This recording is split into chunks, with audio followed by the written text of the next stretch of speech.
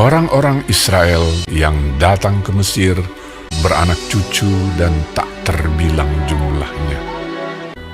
Tetapi orang Israel masih mengeluh karena perbudakan, dan mereka berseru-seru. Maka Allah melihat orang Israel itu, dan Allah memperhatikan mereka.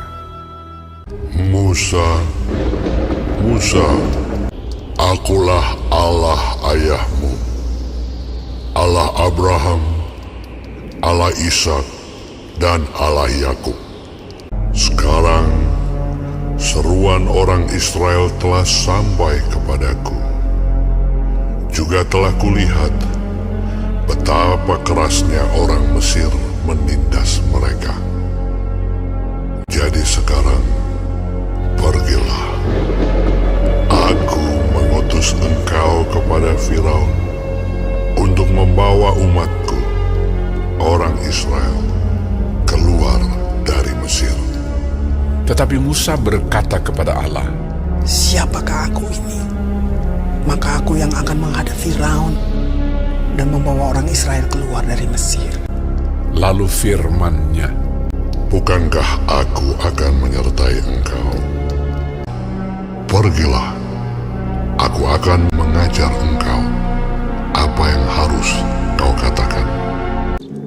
Kemudian Musa memberitahukan kepada Harun segala firman Tuhan yang disuruhkannya dan segala tanda mujizat yang diperintahkannya kepadanya untuk dibuat.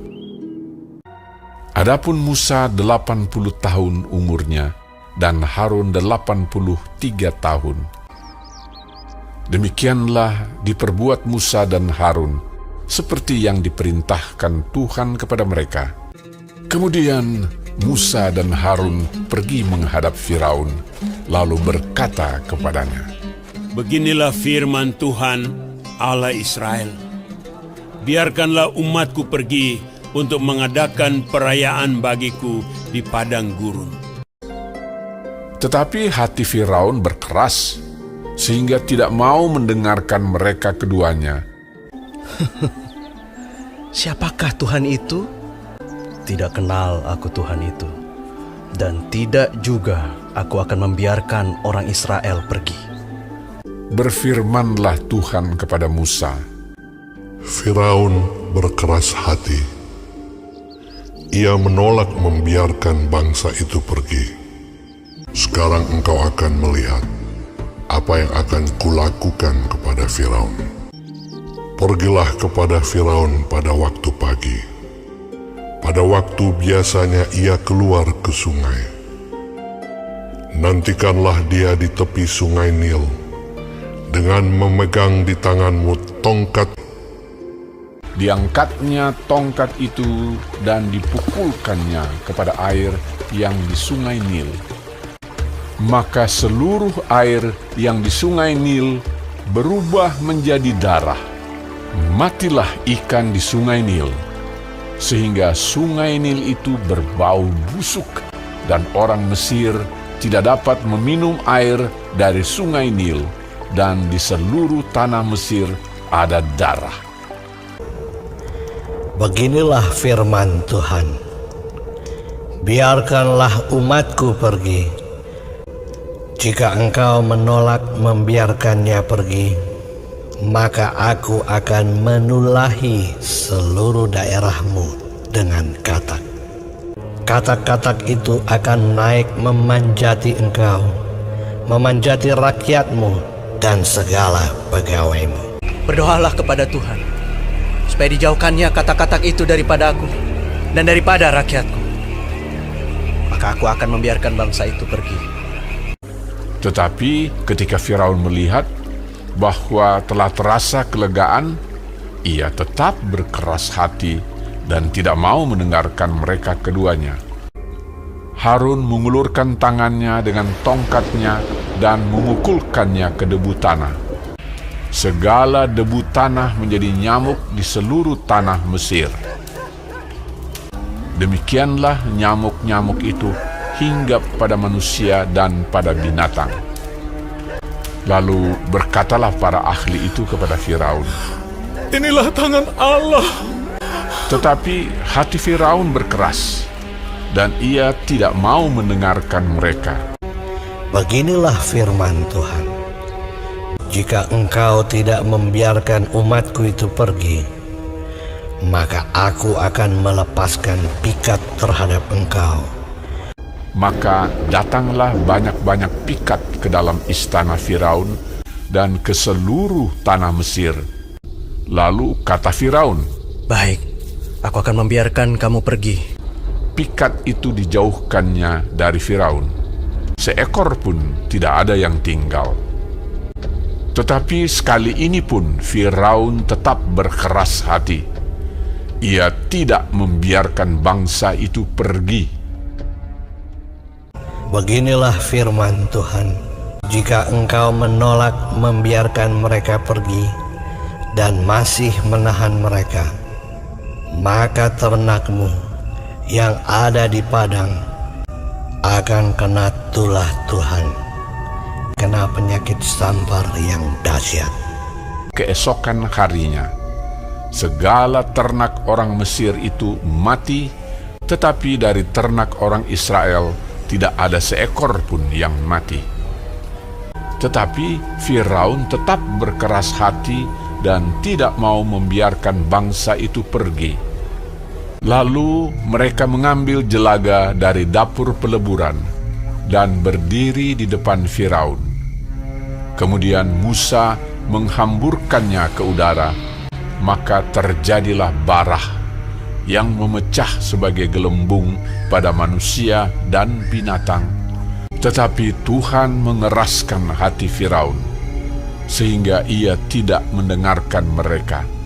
Lalu Musa mengulurkan tongkatnya ke langit, maka Tuhan mengadakan guruh dan hujan es, dan api pun menyambar ke bumi, dari manusia sampai binatang, timpa binasa oleh hujan itu, dan segala pohon di padang ditumbangkannya. Di seluruh tanah Mesir, hanya tempat kediaman orang Israel, tidak ada turun hujan es. Lalu Firaun berkata kepada mereka, Aku telah berdosa sekali ini. Tuhan itu yang benar. Maka aku akan membiarkan kamu pergi. Tidak usah kamu tinggal lebih lama lagi. Tetapi ketika Firaun melihat bahwa hujan telah berhenti, berkeraslah hati Firaun sehingga ia tidak membiarkan orang Israel pergi. Lalu Musa mengulurkan tongkatnya ke atas tanah Mesir, dan Tuhan mendatangkan angin timur melintasi negeri itu, membawa belalang.